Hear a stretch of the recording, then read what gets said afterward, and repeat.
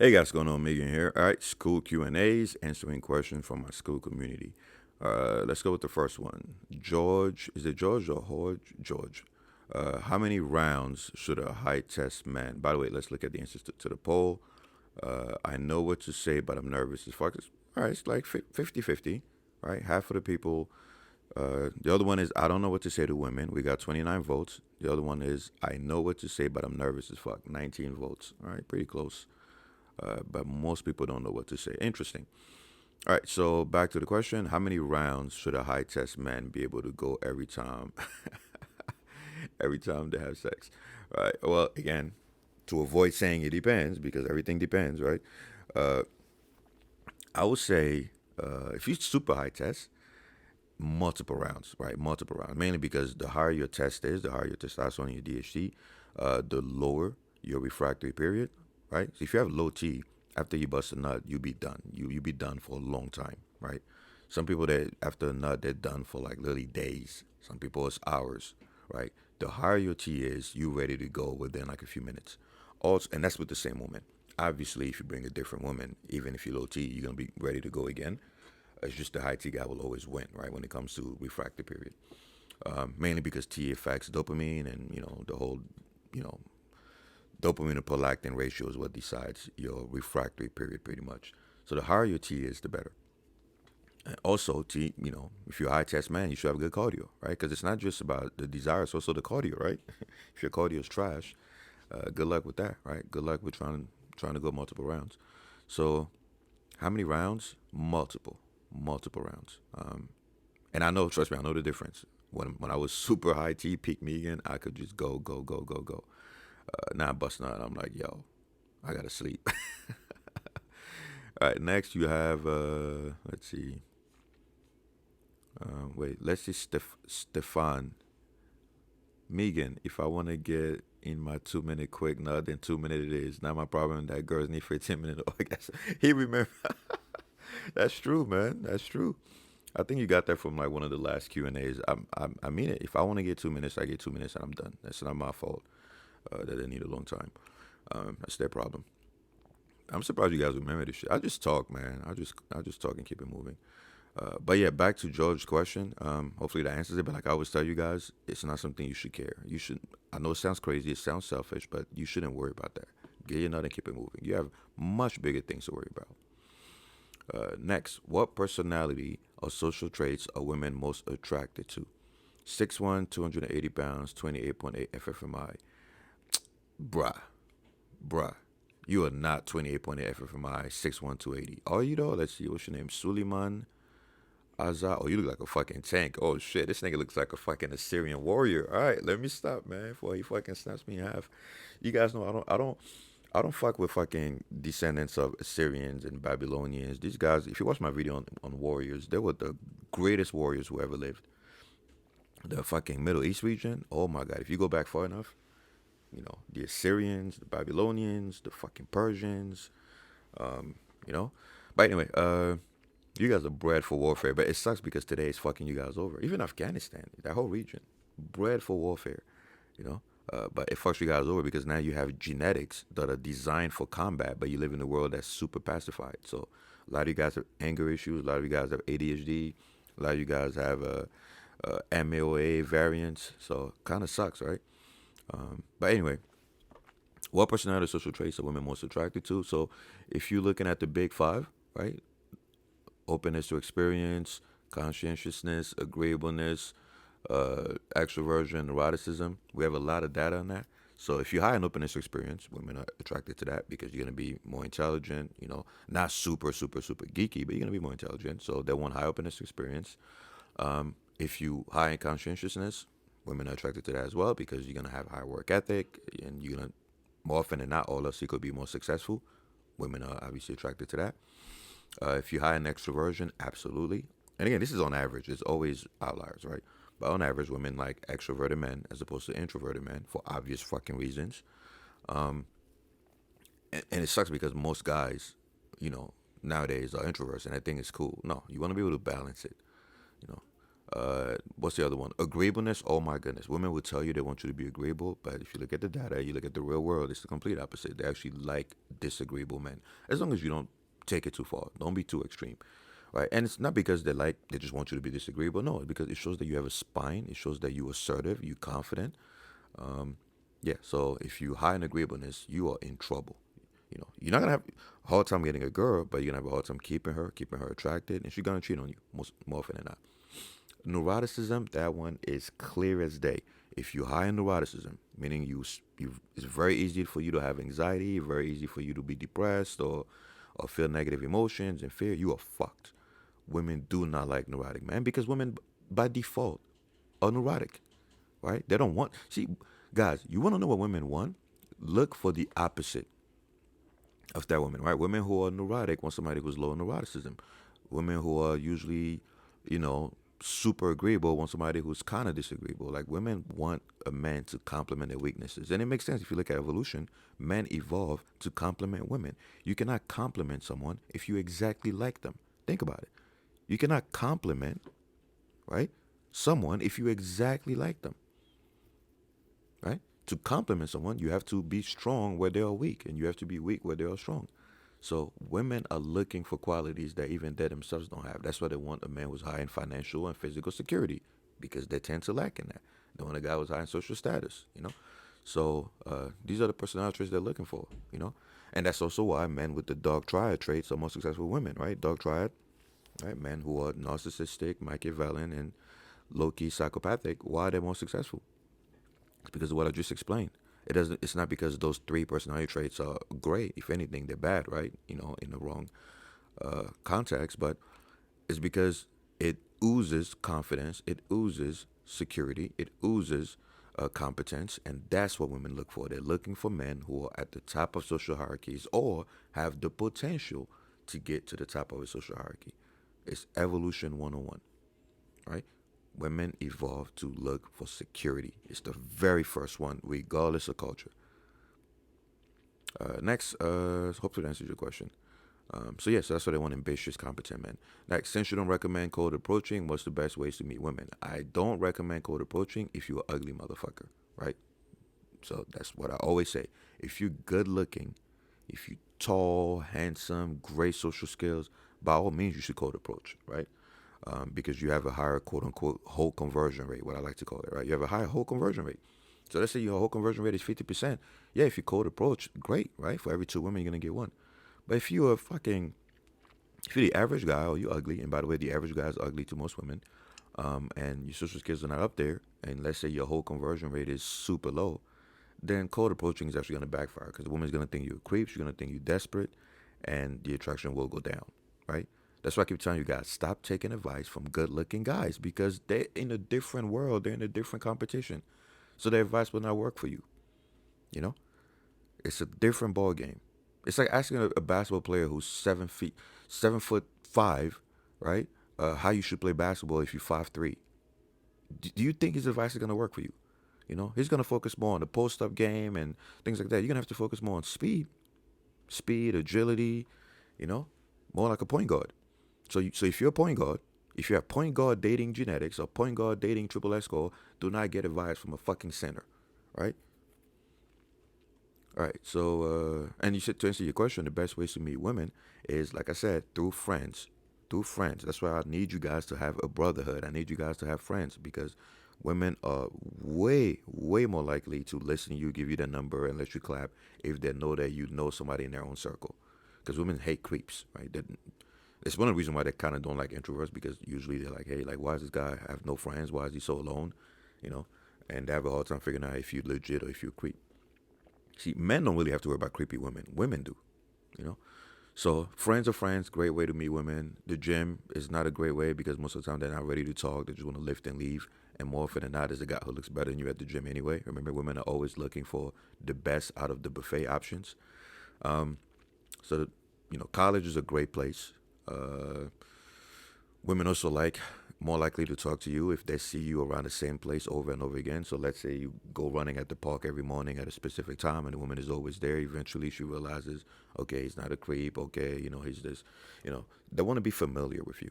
before they put their guard down. Work is a great place, even though they say don't hook up at work. Bullshit. Obviously, don't get caught. But most of the chicks I clapped was at work back when I used to work, normal jobs.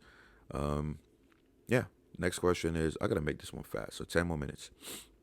What should be every man's minimum body count? I mean, that's hard to pick a number, man. That's so hard to pick a number for minimum body count, right? But I would say, well, obviously it can be 0, right? To me, again, it's gonna be controversial, so don't cancel me. But to me, by the time you 18, maximum 20, man, like, number one, you can't be a virgin. I'm sorry. I know it's controversial. I know it's against your tradition or your religion, all that bullshit. But by the time you're 18 to 20, you cannot be a virgin. You should make that your number one priority. And I would say by the time you 25, bruh, minimum,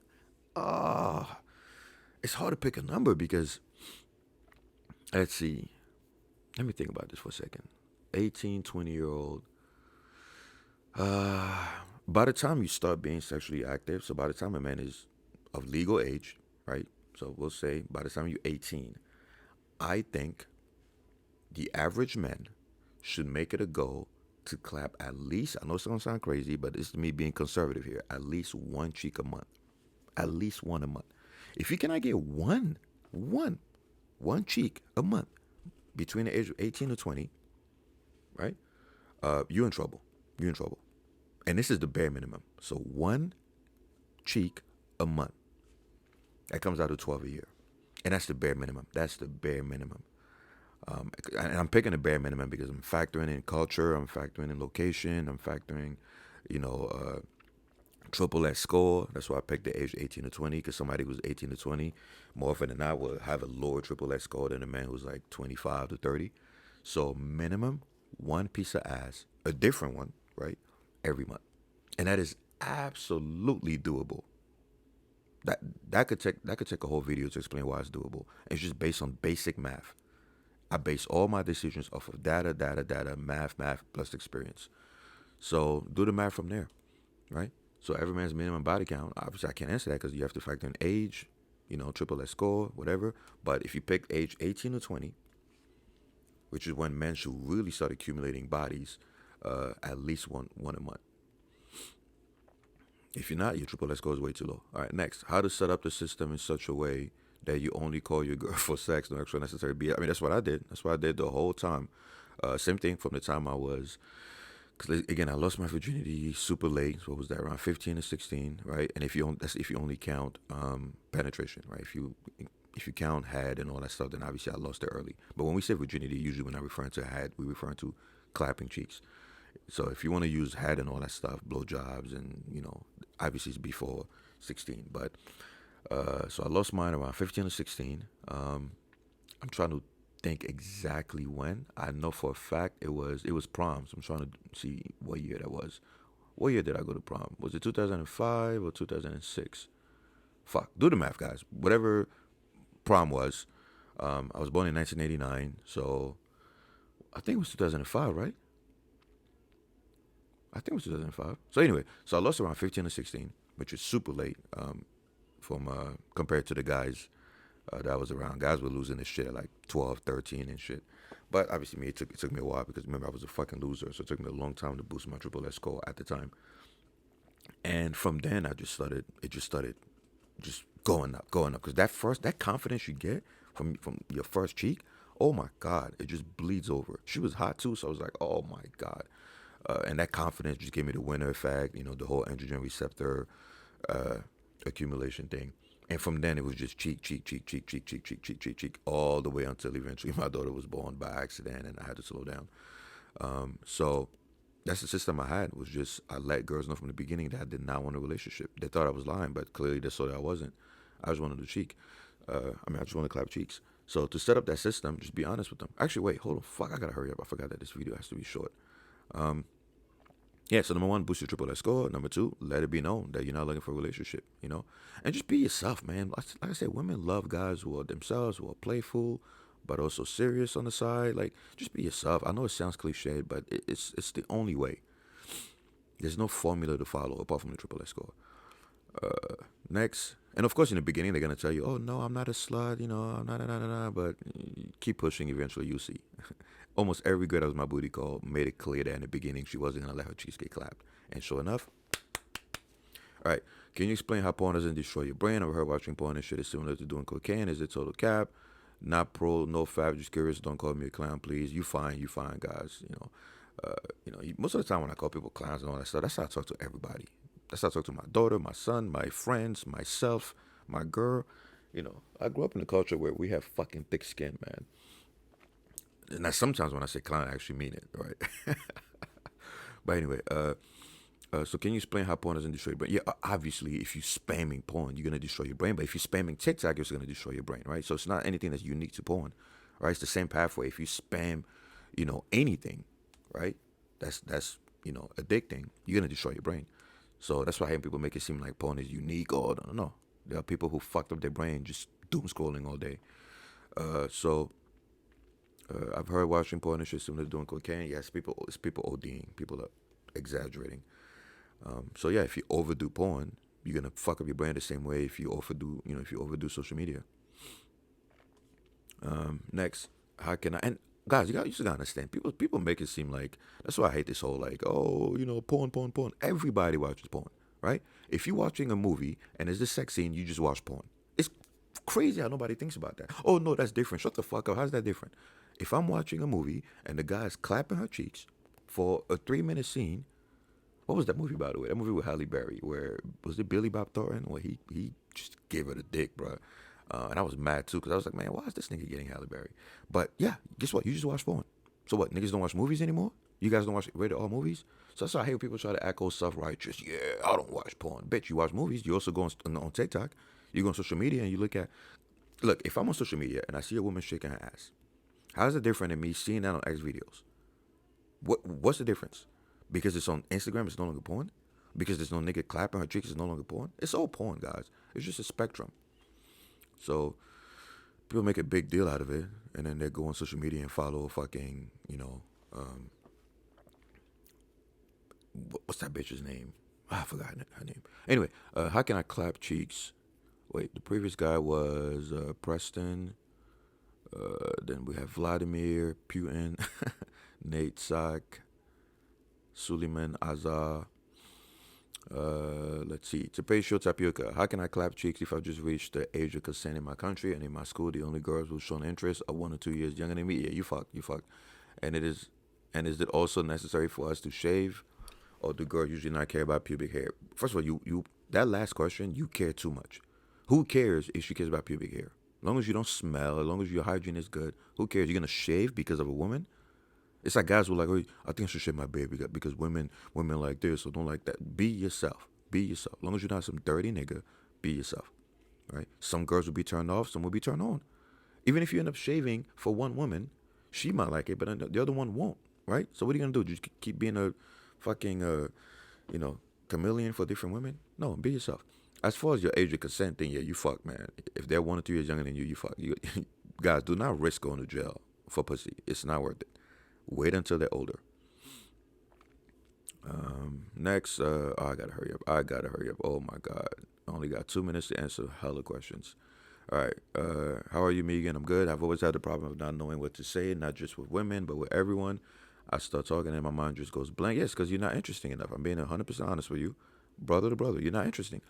If you've achieved a lot of things, you won a lot, you lost a lot, you traveled a lot, whatever, or if you achieved a lot, you're always going to have something to say. Also, if you study human psychology, human history, you understand people, you'll know, how to keep the conversation going, because even if you get stuck, you could just ask them a question and let them talk about themselves. So if you don't know what to say, it's just a matter of, you not having enough experiences and adventures to talk about, and also you not knowing enough about other people so that you will know what questions to ask them. Next, Andy, is buying jewelry to look good for the hoes a good investment in my status or security aspect of the triple S? And you say Cuban link chains, wrist chains, earrings. If you overdo it, it's actually a turn off. We may think that you're trying too hard. If you have like one good looking watch, that's fine, but other things matter. I was clapping cheeks when I had nothing, just my personality, just again, the relative status, the not give a fuck mentality. I was fucking stocking groceries, at fucking Walmart and Kroger and Target. I was just confident, didn't give a fuck, knew how to keep a conversation going, was funny, So you could use those things, but they're just gonna amplify what you are, right? So if you shallow and you put on a bunch of chains and earrings, it's not gonna do much. Next, you said girls called you horrible and sex, yet they came back how? And I keep telling you, a lot of stuff that women say that they care about, they don't really care as much. Women are attracted to competent men who are interesting, who are funny, have a purpose, a mission, who don't give a fuck. So yeah, that all of my exes complain about my sex game. All of them. There's not one. And in fact, because women don't like to tell you to your face that you suck, I would tell them. I'm like, yeah, I know you're not happy, but I don't care. I'm going to sleep. And she'd be like, oh, no. Because women are agreeable, right? They don't want to hurt your feelings. So a lot of times they'll talk behind your back. I told them straight up, say, yeah, I don't care. I make a joke out of it. And there were times, and the fact that they knew that I could last longer if I wanted to, because there were times where I actually wanted to last longer, that made them even more confused. They're like, well, if you can, then why not? And I let them know, I'm like, why? Why would I want to do 10 minutes if I could get my nut in 2 minutes? And they'll all say the same thing. Oh my God, but that's so selfish. But what about this? And I'll just throw it back around. I'd be like, well, it's selfish that you didn't want to do this or you didn't want to do that. Because some girls are like, oh, I don't want to give you head. Some girls are like, oh, I don't want to do anal or some shit. Some girls are like, oh, I don't want to do. And I'm like, all right, bet. And that's why I don't care, because you guys are trying so hard to please the woman, where there's so many things that she's not going to do for you. So it's like, which one it is? I get my nut and I go to bed. But yeah, they kept coming back because, again, every woman who's into you is into you for something other than sex. Usually your personality, usually your triple S score, usually your competence, usually your sense of humor or whatever. They'll come back for that. And of course, there's some who never came back. I'm not going to make it seem like they all came back. There's some who are like, man, fuck this. You only giving me 2 minutes, fuck you. And I'm like, fuck you too. On to the next. That's the mindset I want you guys to have. You got to have that on to the next mindset. The problem with you guys is you too hyper-focused on one fucking woman. And you wonder why you have no confidence. It's like having multiple sources of income. If you have only one source of income, you're going to be stressed. You're going to fucking suck dick for your boss. You're going to do everything to not get fired. If you have 20 fucking pieces of income, do you actually think you can be bossed around? Do you think you're going to be nervous about something happening on one of those sources of income? No, right? Same thing with women. You guys hyper-focused on one woman, and you wonder why you have no balls, no confidence. I have an on to the next mentality, right? That's what allowed me to fucking lay dick towers during peak Megan years. All right, next.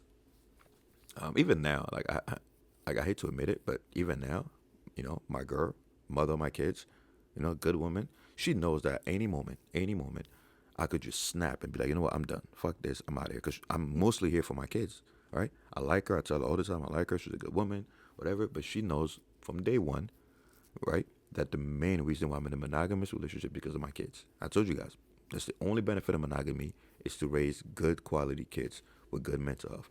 Other than that, fuck monogamy. It is the most toxic scam for male mental health. The only benefit that it has, right, as far as individual men go, is good quality kids, right? And it's obviously better for society, right? It lowers crime, it lowers rape, all that stuff. But other than that, monogamy is a piece of shit, So I'm always on the edge, like, man, like, if I get fucking pissed, I'm ready to just say, fuck this shit, I'm going back to fucking clapping multiple cheeks, right? That's the environment we thrive in. The fuck? Study your history. Study biology. Anyway, many, many years in the future, once I want to have children and raise them, where can one go to find the best woman? I feel like these girls in America don't have good values for a mother. I don't like when people say that, because every region has good women and bad women. Every place, every region, every culture has good and bad women. It depends on where you look. Now, obviously, some have more. The ratio changes, right? Some places have a higher ratio of good to bad, right? But every place has good women and bad women. It depends on where you look. So obviously, the more traditional the woman is, the more she's gonna have those feminine values. But next, holy rap. What's the difference between 20% T increase from being around talking with women in real life and looking at them digitally? You referred to the latter many times, but I never grasped the entity of the boost. You see, I don't like when you got split hairs. Like, is it 20.3%? But just do the better version. If something is better than the other, if it's significantly better, just try to optimize by doing the better version. Don't try to be like, well, can I find this loophole? No, right? Obviously, looking at women digitally, you're gonna get some kind of arousal or whatever, but it's not the same because your amygdala won't be as active as if it's in real life. Because your brain knows that with the digital one, you can't do anything, right? You can't do anything. It's just right there. Whereas in real life, you get nervous. There's a potential for conquest. There's so many things that come into play when it's in real life. And that's why the studies show the same thing too.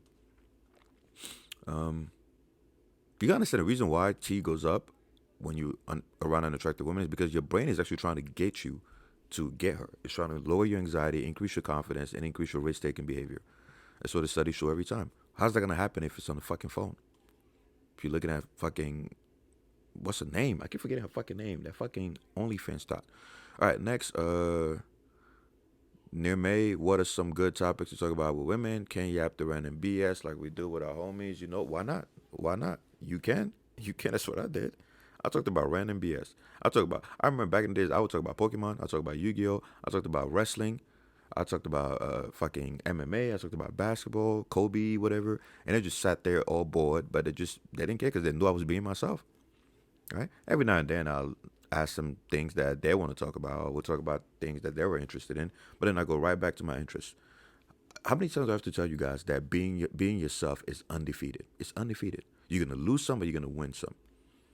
So I didn't sit there and go, what topic should I talk about to make it? No. And that's why you guys keep failing, because you're looking for like these weird strategies, these pre-recorded scripts.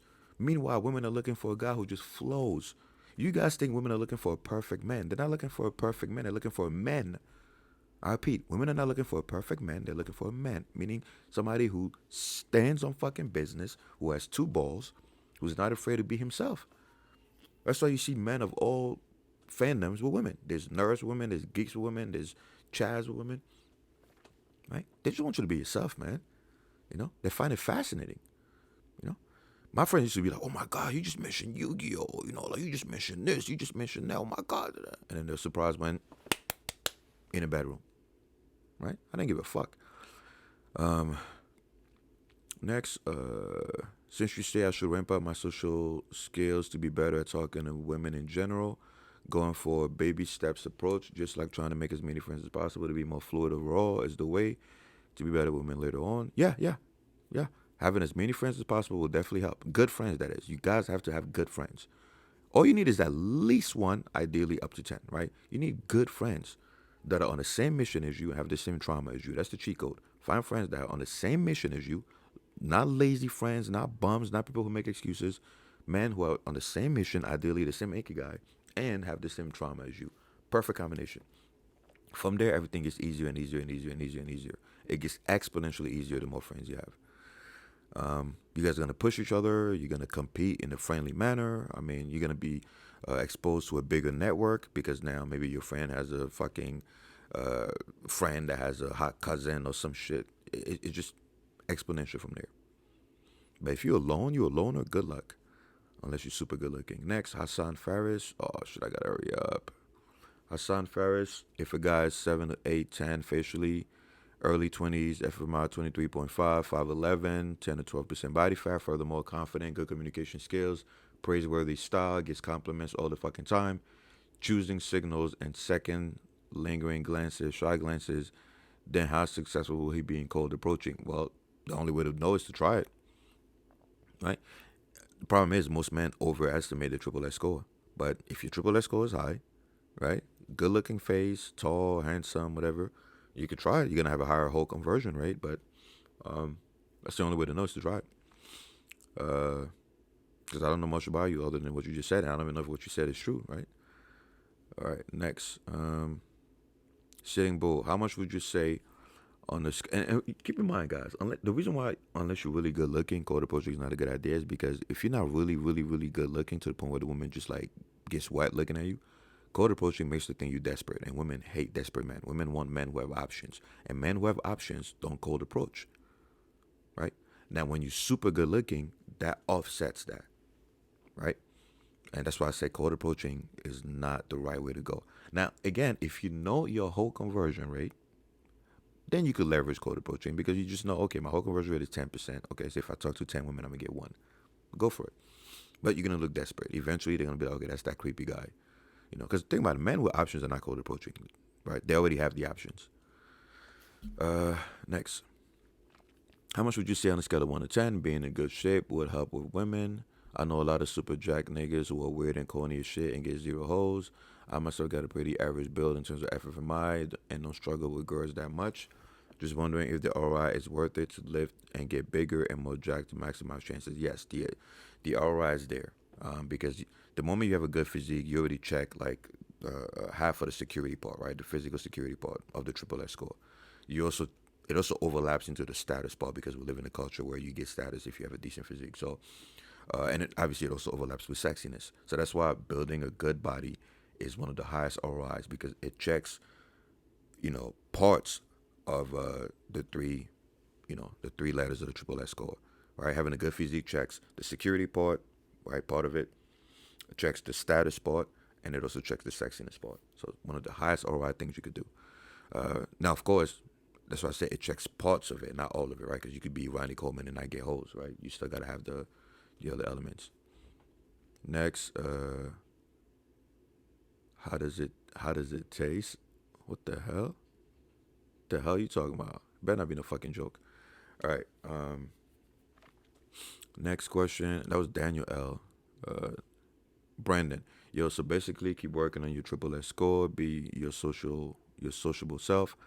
And when a bitch shows interest, escalate it quickly. Physical touch, kids had sex. Well, don't touch unless you know that she's okay with it, right? Unless she's giving you signs, And if at any point she's like, when are you gonna ask me out? You say, to be honest, I just want to clap cheeks. Don't lie, you just trying to crack. Don't lie, you just trying to crack as well. Yeah. See, that's a good one right there. And if she still played the monogamy card and can't believe she caught feelings for you, then move on to the next bitch to crack.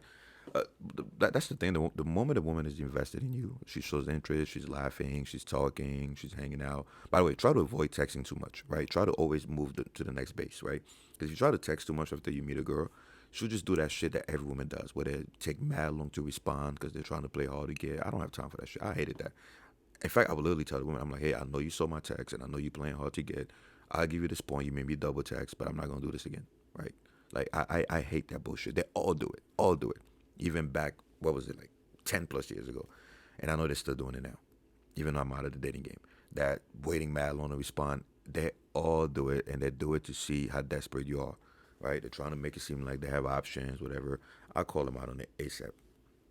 That's the only reason why I try to escalate quickly. I try to make sure we meet up, we talk, we go to the movies, go out and eat, so I could increase that, I could get closer and closer to to the next base. That texting all day shit, you guys are shooting yourself in the foot. But let's see. So interest at any point when you ask me. Yeah. I mean, what you just described is like, again, just be yourself. That's why I don't give people what words to say, because what I would say is not what you would say based on our personalities, right? So if you say what I would say, then you're not really being you. Next, Zachary, option 3. I'm happily married and have all I need. Great. I mean, good for you. But like I always say, people that are divorced and lose half of their shit and are suicidal, they were once happily married. It's just a matter of time. Now, I'm not saying that's going to happen to everybody. I'm not saying everybody's going to get divorced, but the data speaks for itself, But if you're one of the few that has a good woman and it's going to last for a long time, more power to you. Guys, I'm objective. I'm not going to sit there and try to shove my doctrine down people's throats. I'm all about results. But as of right now, the data is clear. Most marriages fail. Over 50%, depending on, specific factors like age and was it your second or your third marriage and how many kids and blah, blah, blah. But most marriages fail because we're not monogamous, right? It's that simple. But yet on the day of the marriage, everyone thinks, oh my God, I will love you forever. And I'm going to be laughing like, okay, cool story.